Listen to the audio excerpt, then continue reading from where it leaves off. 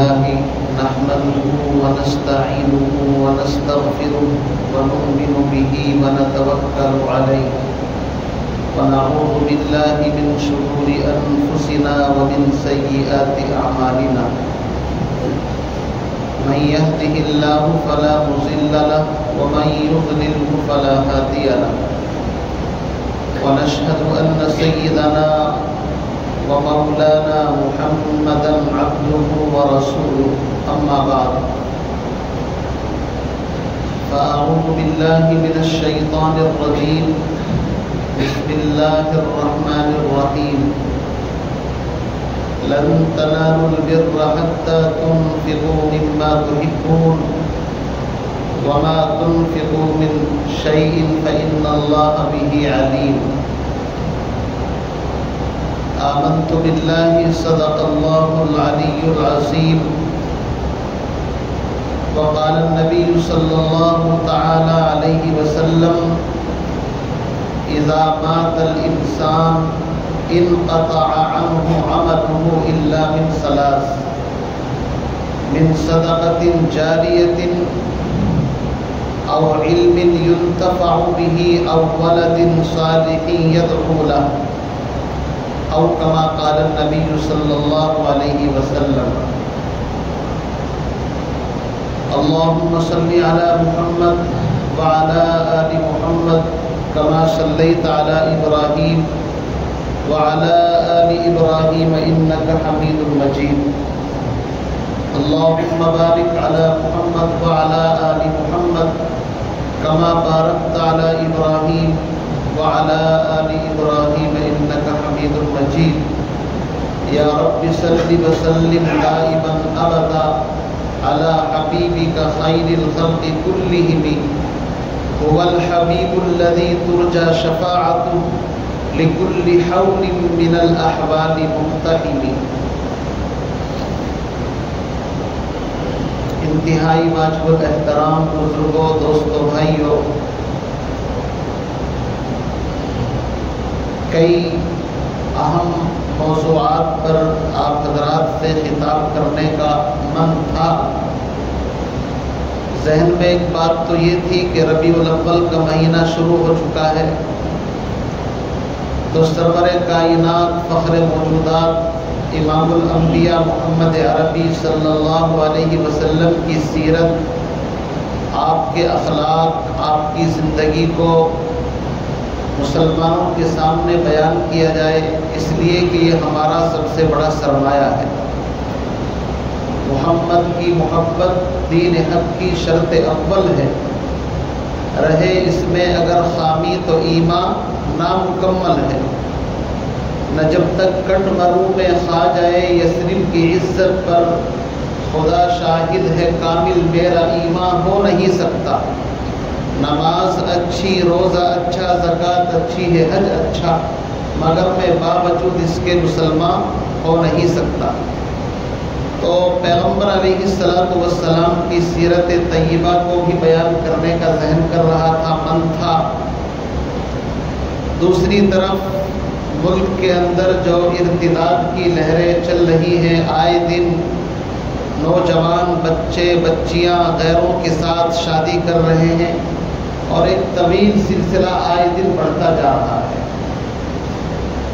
اس نے بھی دل کو اندر سے اتنا زخمی کر رکھا ہے کہ جی چاہ رہا تھا تفصیل کے ساتھ اس موضوع کے اوپر بیان کیا جائے کہ آخر یہ واقعات پیش کیوں آ رہے ہیں، ان کا اصل ذمہ دار کون ہے، اور کس طریقے سے ان واقعات سے ہم اپنا دامن بچا سکتے ہیں، کس طرح اس کی روک تھام کی جا سکتی ہے۔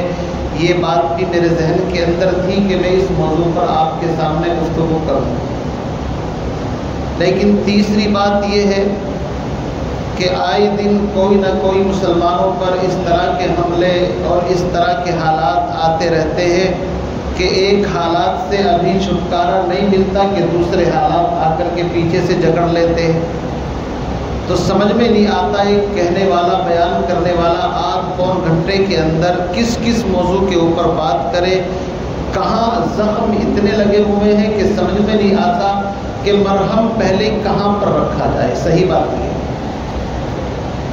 ابھی آپ حضرات کے علم کے اندر یہ بات ہوگی کہ وقف ترمیمی بل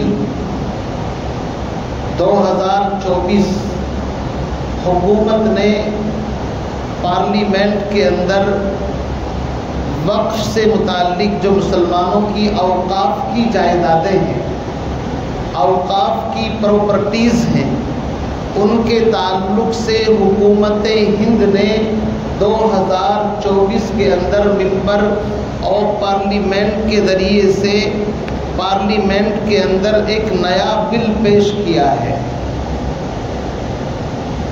اس بل کی تفصیلات اتنی ہیں کہ میں اگر ان کو پڑھ کر کے بھی سناؤں آپ کو تو میرے خیال یہ آدھے گھنٹے میں وہ میں پڑھ کر کے بھی نہیں سنا سکتا۔ سب سے بڑی بات یہ ہے کہ خدا نہ خواستہ اللہ نہ کرے اگر وہ بل منظور ہو جاتا ہے، پاس ہو جاتا ہے، تو مسلمان اپنے ایک اتنے بڑے حق سے محروم کر دیے جائیں گے کہ جو 1400 سال سے جناب نبی اکرم صلی اللہ علیہ وسلم کے زمانے سے، صحابہ کے زمانے سے، تابعین کے زمانے سے، تبع تابعین کے زمانے سے جو ایک وقف کا نظام مسلمانوں کے اوپر اللہ کی رحمت اور نعمت کی شکل میں چلا آ رہا ہے، اگر یہ 2024 کا بل پاس ہو جاتا ہے تو مسلمان ایک بہت بڑے خسارے کے اندر مبتلا ہو جائیں گے، اور اس کی تلافی آنے والی کوئی قوم، آنے والی ہماری نسلیں نہیں کر سکے گی۔ بلکہ میں کہتا ہوں اگر خدا نہ خواستہ یہ بل پاس ہوتا ہے تو ہم موجودہ مسلمان اس کے سب سے بڑے مجرم ہوں گے، چونکہ ہم زندہ ہیں، ملک کے اندر رہ رہے ہیں اور اس کے خلاف آواز بھی اٹھا سکتے ہیں، تحریک بھی چلا سکتے ہیں، لیکن پھر بھی اگر ہم خاموشی کا ٹیبلٹ کھا کر کے بیٹھ جائیں کہ ہمارے اوپر کوئی فرق نہیں پڑ رہا ہے، تو یاد رکھیے آنے والی قوم ہمیں کبھی معاف نہیں کرے گی۔ 80% بلکہ اگر میں یہ کہوں 90% مسلمانوں کو بھی وقف کی پراپرٹی کیا ہوتی ہے، وقف کس کو کہتے ہیں، اس کا بینیفٹ کیا ہے، یہ کیا اسلام سے اس کا کوئی تعلق ہے یا نہیں، اگر یہ معلومات اکٹھی کی جائے تو تقریباً 85 یا 90% مسلمان اس کی صحیح تشریح اور تعریف نہیں کر سکیں گے، انہیں پتہ ہی نہیں۔ ہم نے جو اسلام پر ظلم ڈھایا ہے وہ یہ ظلم ڈھایا ہے کہ اسلام کو ہم نے مسجد، مدرسہ، خانقاہ اور اپنی چار دیواری کے اندر اتنا تنگ کر کے اس کو سمیٹ دیا ہے کہ مسلمان کس کو کہتے ہیں چہرے پر داڑھی ہو، مسلمان کس کو کہتے ہیں اسلامی کرتا پاجامہ پہنے ہوئے ہو، مسلمان کس کو کہتے ہیں 5 وقت کی نماز پڑھ لیتا ہو، مسلمان کس کو کہتے ہیں تھوڑا مالدار ہے، رمضان میں زکوٰۃ دیتے اور سال میں 1 آدھ مرتبہ بیت اللہ کا طواف عمرہ کر لے، حج کر لے، اسی کو تو ہم مسلمان سمجھ رہے ہیں نا۔ ہم نے اسلام کا دائرہ اتنا چھوٹا، اتنا تنگ کر دیا ہے کہ خود مسلمانوں کو پتہ نہیں کہ مسلمان کس چیز کا نام ہے۔ میرے عزیز بزرگوں بھائیوں، پیغمبر آخر الزماں تاجدار بطحہ محمد عربی سب کہو صلی اللہ علیہ وسلم اس کائنات میں رحمت للعالمین بن کر کے آئے ہیں۔ قرآن کہتا ہے وما ارسلناک الا رحمت للعالمین، اے محبوب ہم نے آپ کو سارے انسانوں کے لیے، سارے جنات کے لیے، ساری مخلوقات کے لیے، پورے عالم کے انسانوں کے لیے، کل کائنات کے لیے رحمت بنا کر کے بھیجا ہے۔ پیغمبر علیہ السلام کا وجود سراپا رحمت ہے۔ آپ نے اسلام کو اور مسلمان ہونے کو صرف نماز روزے کے اندر سمت نہیں کیا ہے، پیغمبر علیہ السلام نے تو عقائد بھی دیے ہیں، عبادات بھی، معاشرت بھی، معاملات بھی، اخلاق بھی، ساری چیزیں مسلمانوں کو دی ہیں۔ لیکن یہ کمی آج ہماری ہے کہ ہم نے سمجھا ہی نہیں مسلمان کس کو کہتے ہیں۔ مسلمان تو اس کوہ نور ہیرے کی طرح ہے کہ جس کو جس طرف سے بھی دیکھا جائے جس طرف سے پلٹا جائے اس کی ویلو کم نہیں ہوتی، اس کی قیمت بڑھتی ہی ہے، اور اس کے اندر وہ روشنی ہے اور اس کے اندر وہ خاصیت ہے کہ جو ہزاروں اندھیروں کو مٹانے کی صلاحیت رکھتی ہے۔ اللہ معاف کرے، ہم ایسے مسلمان ہیں کہ جمعے کی نماز 8 دن میں پڑھ لی، سمجھو بہت بڑا تیر مار دیا، ہم سے بڑا کوئی مسلمان نہیں ہے۔ میرے بھائیوں، جس طرح نماز فرض ہے، روزہ فرض ہے، زکوٰۃ اور حج فرض ہے صاحب استطاعت کے اوپر، اسی طریقے سے مسلمانوں کی جو اوقاف کی پراپرٹیز ہیں ان کا تحفظ، ان کی حفاظت، ان کی نگرانی، یہ قوم کی، مسلمانوں کی مشترکہ ذمہ داری ہے۔ وقف کس کو کہتے ہیں؟ انسان دو طرح کا صدقہ کرتا ہے۔ ایک صدقہ یہ ہے، باہر کوئی بھوکا بیٹھا ہوا ہے، ہوٹل پر لے کر کے گئے، بھائی اس کو کھانا کھلا دو، میں نے بل پے کر دیا، اخلاص کے ساتھ آپ نے بھوکے کو کھانا کھلا دیا تو آپ کے نامہ اعمال میں ثواب درج ہو گیا۔ لیکن یہ ثواب بس مل گیا، یہ ایسا نہیں کہ آپ کو ملتا ہی رہے گا، بس جو ایک مقدار تھی مل گئی، بات ختم ہو گئی۔ آپ کو کوئی ننگا مل گیا جس کے جسم پر کپڑا نہیں، آپ نے کپڑا خرید کر کے دے دیا، سوٹ سلوا کر کے دے دیا، تو جب تک اس کے جسم کے اوپر وہ کپڑا ہے ثواب مل گیا، کہانی ختم ہو گئی۔ لیکن ایک صدقہ وہ کہلاتا ہے جس کو صدقہ جاریہ کہا جاتا ہے۔ صدقہ جاریہ کا مطلب یہ ہوتا ہے کہ اس کا ثواب کبھی کم نہیں ہوتا، وہ مرنے کے بعد بھی انسان کو ملتا ہے۔ جو حدیث میں نے آپ کے سامنے پڑھی ہے یہ دلیل ہے، اذا مات الانسان، جب انسان مر جاتا ہے، انقطع عنہ عملہ، اس کے اعمال کا سلسلہ بند کر دیا جاتا ہے۔ لیکن 3 چیزیں ایسی ہیں کہ جن کا مرنے کے بعد بھی ثواب ختم نہیں ہوتا۔ سب سے پہلی چیز من صدقۃ جاریۃ، جاری رہنے والا صدقہ انسان چھوڑ کر کے جائے، اس جاری رہنے والے صدقے کو ہی وقف کہتے ہیں۔ میں آسان لفظوں میں آپ کو سمجھا رہا ہوں۔ اس جاری رہنے والے صدقے کو کیا کہتے ہیں؟ وقف۔ وقف کا مطلب یہ ہوتا ہے، آج تو مسلمان اتنے بزدل، اتنے بخیل، کنجوس ہو چکے ہیں، یہ میرے جملے آپ کو کڑوے ضرور لگیں گے۔ وقف بورڈ کی رپورٹ ہے، 50 سال سے زائد کا عرصہ ہو چکا ہے کسی مسلمان نے اپنی کوئی پراپرٹی وقف کے اندر وقف نہیں کی۔ تو آپ کو کنجوس کا خطاب دیا جائے یا سخی کا خطاب دیا جائے؟ جب مسلمان وقف کرتے تھے اللہ ان کے مالوں کے اندر برکت ڈالتا تھا۔ قرآن کہتا ہے وَأَمَّا مَا يَنْفَعُ النَّاسَ فَيَمْكُثُ فِي الْأَرْضِ، وہ لوگ جو دوسروں کو نفع پہنچاتے ہیں ان کی مثال ایسی ہے جیسے جب سیلاب کا پانی آتا ہے تو سیلاب کے اندر خس و خاشاک، کوڑا کرکٹ بہہ کر کے چلا جاتا ہے، لیکن پانی کا جو قیمتی حصہ ہوتا ہے وہ زمین کے اندر جذب ہو جاتا ہے۔ وَأَمَّا مَا يَنْفَعُ النَّاسَ فَيَمْكُثُ فِي الْأَرْضِ، اللہ اس کو زمین میں نفع کی شکل کے اندر جذب کر لیتا ہے۔ فَأَمَّا الزَّبَدُ فَيَذْهَبُ جُفَاءً، اور جو کوڑا کرکٹ ہوتا ہے وہ پانی کی رو کے اندر بہہ کر کے چلا جاتا ہے۔ جب مسلمان اوقاف کے اندر حصہ لیتے تھے، اپنی پراپرٹیز وقف کرتے تھے، اللہ نے اس زمانے کے اندر اتنی برکت عطا فرمائی تھی کہ کوئی زکوٰۃ کا مال لینے والا نہیں ملتا تھا، کوئی غریب نظر نہیں آتا تھا، سب کہتے تھے اللہ نے خوشحال بنایا ہے۔ جب مسلمان اپنی پراپرٹیز غریبوں کو، بیواؤں کو، مسکینوں کو، یتیموں کو، بے سہاروں کو دے کر کے جاتے تھے تو اس زمانے کے اندر لوگ زکوٰۃ لے کر، صدقات لے کر کے نکلتے تھے، کوئی نہیں ملتا تھا، مجبوراً حکومت کے خزانے میں جمع کرانا پڑتا تھا۔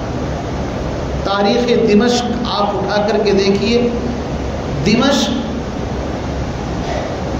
وہاں کے حالات میں لکھا ہوا ہے، ایک عورت نے خط لکھا وقت کے حکمراں کو کہ میں اپنی پراپرٹی وقف کرنا چاہتی ہوں، بتائیے کس شعبے کے اندر ضرورت ہے؟ اگر غریبوں کو ضرورت ہے غریبوں پر وقف کر دوں، بیواؤں کو ضرورت ہے بیواؤں پر وقف کر دوں، یا بے سہاراؤں کی ضرورت ہے، وہاں پر جس شعبے کے اندر ضرورت ہو تو بتاؤ۔ وہاں سے اس عورت کو جواب دیا گیا کہ ہمارے پاس کوئی شعبہ ایسا نہیں ہے کہ جس کے اندر وقف کی گنجائش ہو۔ حکومت کی نگرانی کے اندر مدرسے بھی ہیں، مسجدیں بھی ہیں، خانقاہیں بھی ہیں، یتیموں کے، بے سہاروں کے لیے، بیواؤں کے لیے فنڈ بھی ہے، ان کو باقاعدہ ماہانہ ہر ماہ وظیفہ جا رہا ہے، غریب بچیوں کی شادیوں کے لیے بھی فنڈ ہے، وہاں سے وظیفہ جا رہا ہے۔ کوئی شعبہ ایسا نہیں ہے کہ جس کے اندر آپ اس کو خرچ کر سکے، حتیٰ کہ جو بنجر زمینیں ہوتی تھی ان پر کاشت کرنے کے لیے بھی الگ سے وقف ہوتا تھا کہ جس کی آمدنی میں سے بنجر زمین کو زرخیز بنایا جاتا تھا۔ رپورٹ یہ پیش کی انسانوں کی کوئی ضرورت ایسی نہیں ہے کہ جس میں وقف کی گنجائش ہو، البتہ ایک شعبہ ایسا ہے کہ اگر آپ چاہیں تو اس کے لیے وقف کر سکتے ہیں، اور وہ شعبہ کیا ہے؟ وہ شعبہ یہ ہے سائبیریا کا جو علاقہ ہے، روس کا علاقہ، وہاں پر -ڈگری سے بھی زیادہ ٹمپریچر رہتا ہے، بہت سردی پڑتی ہے، تو وہاں سے کچھ پرندے سردی سے بچنے کے لیے 4 مہینے کے لیے تقریباً ہمارے ملک میں آ جاتے ہیں۔ یہ وقت کے حکمراں جو ہے رپورٹ پیش کر رہے ہیں، 4 ماہ کے لیے وہاں سے کچھ پرندے ہمارے ملک میں آ جاتے ہیں۔ اگر آپ ان کے دانے پانی کا، ان کے گھونسلے کا یا کچھ اور اس سلسلے میں اگر انتظام کر سکیں تو یہ شعبہ ابھی البتہ خالی ہے، اس کے علاوہ انسانوں کی کوئی ضرورت کا شعبہ خالی نہیں ہے۔ یہ حال تھا ہمارے اکابر، اسلاف، علماء اور حکمرانوں کا کہ انہوں نے اس ملک کے اندر وقف کے ذریعے سے جو مسلمانوں کو فائدہ پہنچایا تھا، تو مسلمان اس زمانے میں کوئی غربت زدہ نہیں تھا۔ آج مسلمانوں کے پاس پراپرٹی ہے، کئی مکانات ہیں، لیکن ان سے زیادہ بھکاری اور غریب بھی کوئی نہیں ہے۔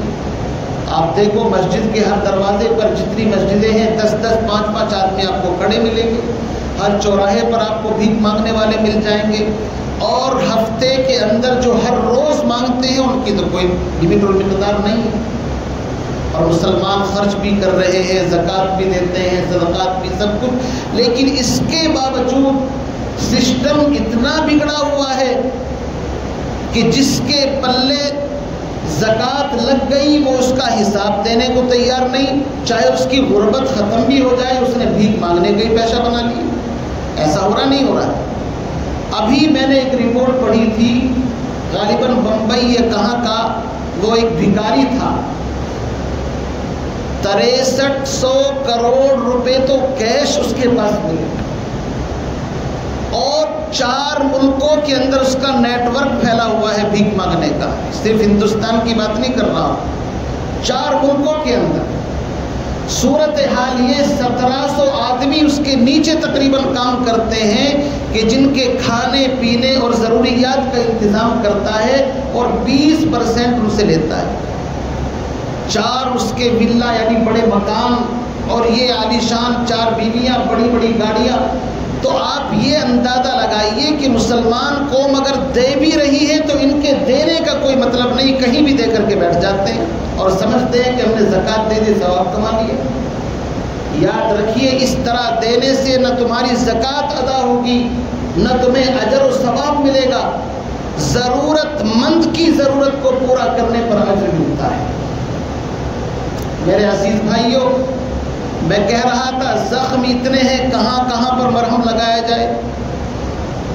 سب سے پہلے اس بات کو سمجھیے، وقف کا مطلب یہ ہوتا ہے کہ کوئی چیز اپنی ملکیت سے نکال کر کے اللہ کی ملکیت میں دے دینا۔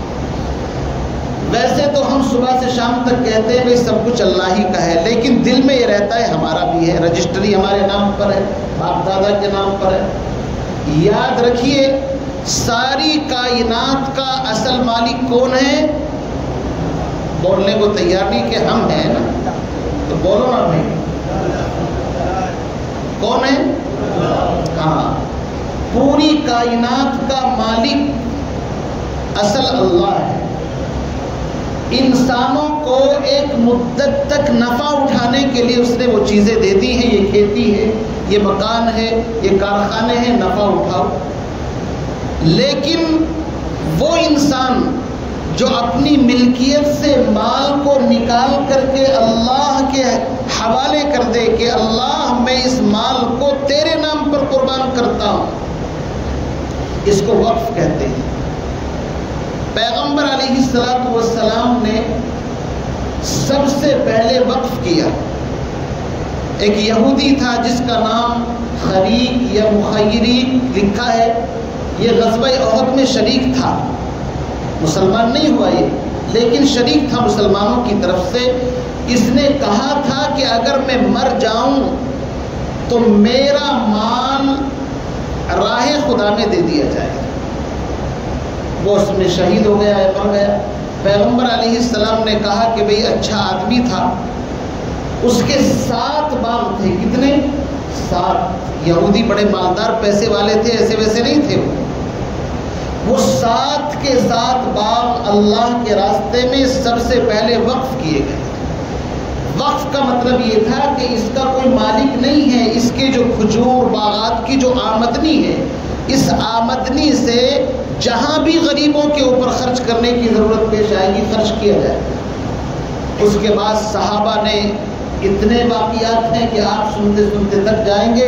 حضرت عثمان ابن عفان رضی اللہ تعالیٰ عنہ مدینے کے اندر آئے، دیکھا کہ وہاں پر پینے کے پانی کی قلت ہے، دشواری ہے، تو انہوں نے بیر روما خرید کر کے مسلمانوں کو وقف کر دیا کہ میری طرف سے وقف ہے، آپ اس کا پانی پیو۔ آج بھی وہ کنواں موجود ہے اور لوگ جاتے ہیں تو دشواری ہوتی ہے، حکومت اندر تک جانے نہیں دیتی، لیکن بہرحال وہ کنواں آج بھی موجود ہے۔ مسجد نبوی کے اندر صحابہ نے زمینیں دی، وہ بھی وقف ہے۔ اسی طریقے سے حضرت سعد بن عبادہ صحابی ہیں، ان کی والدہ کا انتقال ہو گیا۔ اللہ کے نبی سے پوچھا ایُّ الصدقۃ افضل، کون سا صدقہ افضل ہے؟ آپ نے فرمایا پانی۔ انہوں نے ایک چشمہ، ایک پانی کا کنواں کھدوایا اور کہا یہ میری والدہ کے لیے وقف ہے۔ اربوں کھربوں کی پراپرٹیز مسلمان حکمراں مغل بادشاہ ہندوستان کے اندر رہے ہیں۔ 1206 سے لے کر کے 1526 تک تو شاندار حکومت کی ہے انہوں نے۔ یہ لال قلعہ، تاج محل، جامع مسجد، بڑی بڑی جو عمارتیں آپ کو نظر آتی ہیں، یہ سب وقف ہیں۔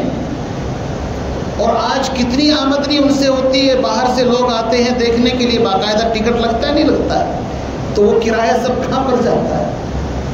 ہزاروں سرائے ہیں جو مسلم بادشاہوں نے، مسلمانوں نے وقف کی۔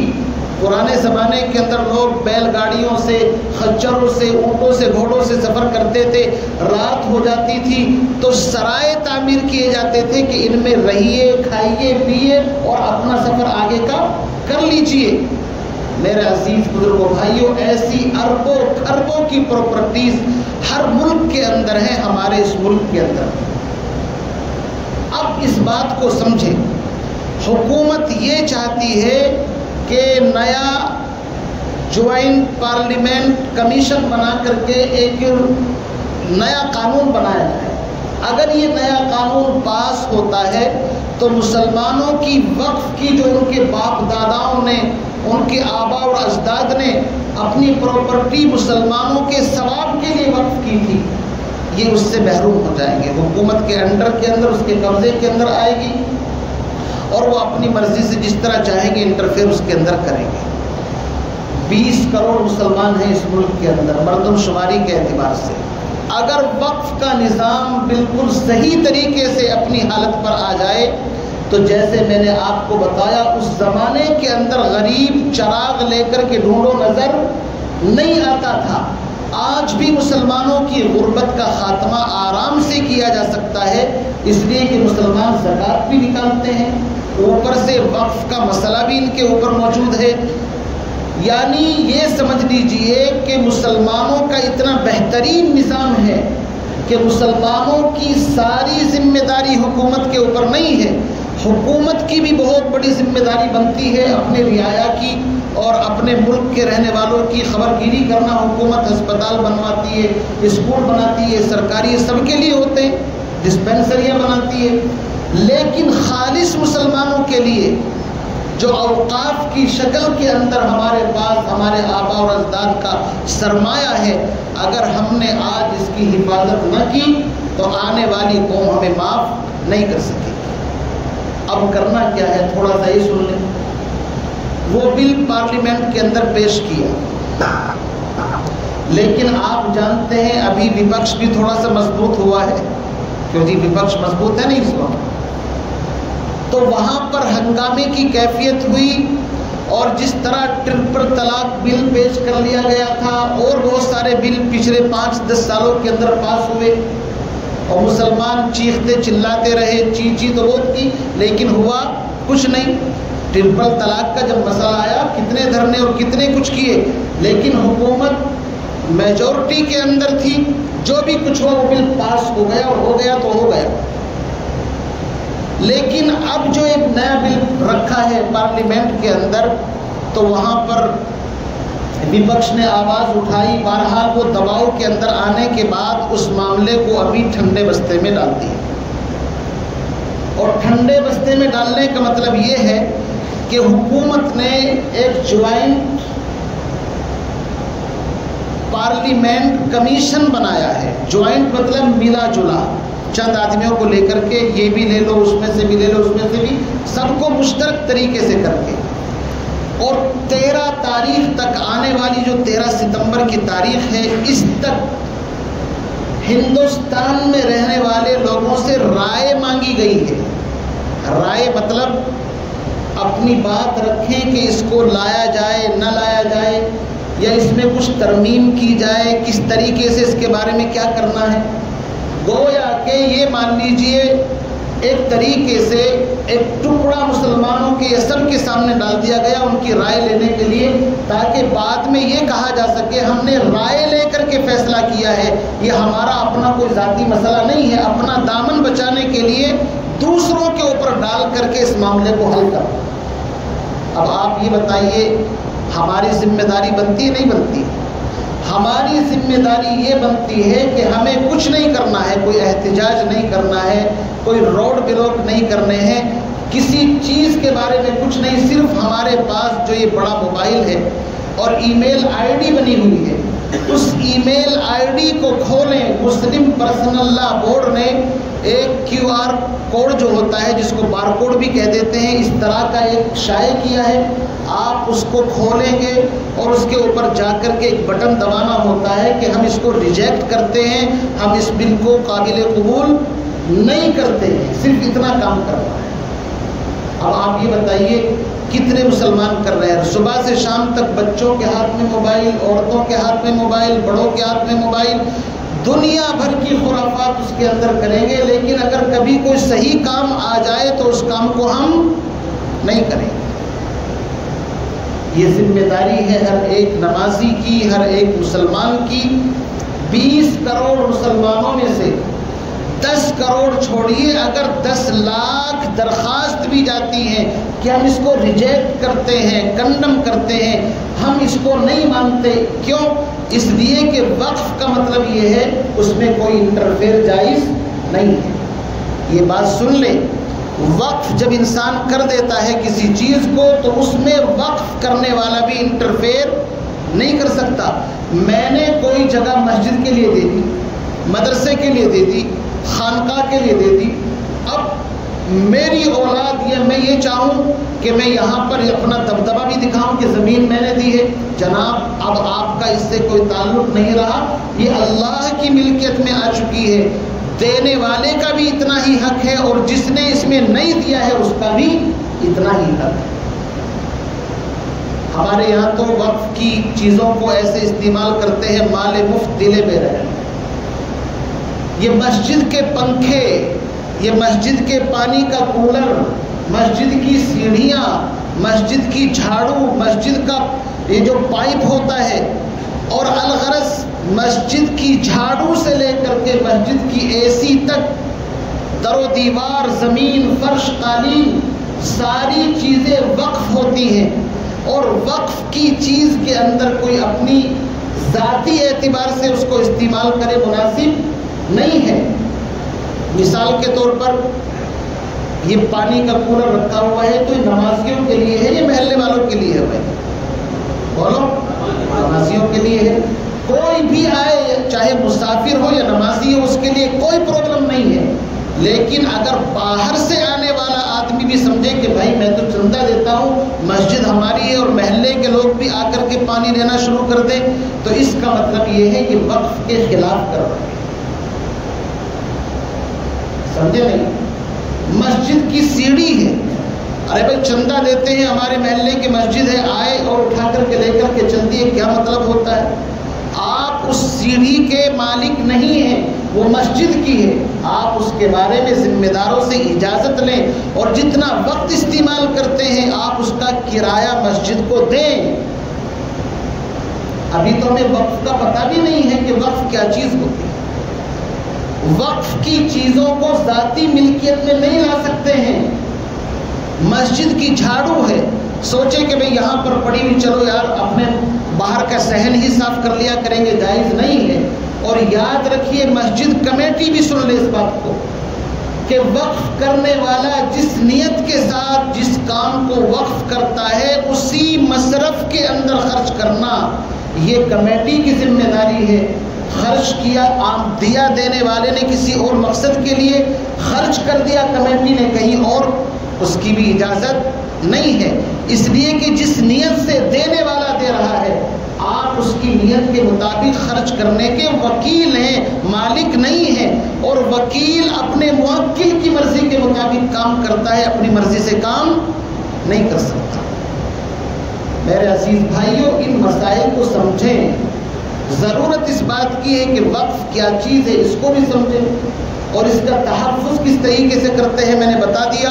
اب اس سلسلے میں کوشش یہ کریں، 13 تاریخ تک کوئی زیادہ لمبا چوڑا وقت نہیں ہے، ہمارے وہ نوجوان جو وکیل ہیں یا وکالت پڑھ رہے ہیں وہ بھی اس کے اندر حصہ لیں، وہ جو اسکولوں میں پڑھتے ہیں وہ بھی حصہ لیں، جو مدرسوں کے اندر پڑھاتے ہیں وہ بھی حصہ لیں، جو دکانوں پر رہتے ہیں وہ بھی، اور جو موبائل ایکسپرٹ ہیں، چلانا جانتے ہیں، وہ بھی اپنی طرف سے دین کا کام سمجھ کر کے اپنی دکانوں کے باہر، مسجدوں کے باہر کرسی اور ٹیبل لگا کر کے بیٹھیں، اور آنے جانے والے جو بیچارے موبائل کی باریکیوں کو نہیں جانتے ہیں ان کی ہیلپ کریں، مدد کریں. یہ بہت بڑے ثواب کا کام ہے. تو کریں گے نہیں کریں گے انشاءاللہ. ہاں، یہ سب کی ذمہ داری ہے. کوئی مسلمان ایسا نہ رہے گھر میں 5 موبائل ہیں، آئی ڈی الگ الگ ہیں، ہر ایک سے کہ ہم اس کو ریجیکٹ کر دیں. یہ اس وقت کا آپ کا سب سے بڑا صدقہ جاریہ کو بچانے کا ایک بہت بڑا ثواب کا کام ہے. اس لیے صرف اسلام اور مسلمان کو مسجد اور مدرسے اور ٹوپی، داڑھی اور نماز روزے تک نہ سمیٹیں، بلکہ ہمارے اکابر اسلاف کی جو بڑی قربانیوں کے بعد یہ وقف کی جائیدادیں ہیں، ان کا تحفظ بھی مسلمانوں کی ذمہ داری ہے. اللہ تعالیٰ مجھے بھی آپ کو بھی ان باتوں پر عمل کرنے کی توفیق نصیب فرمائے. وآخر دعوانا الحمدللہ رب العالمین.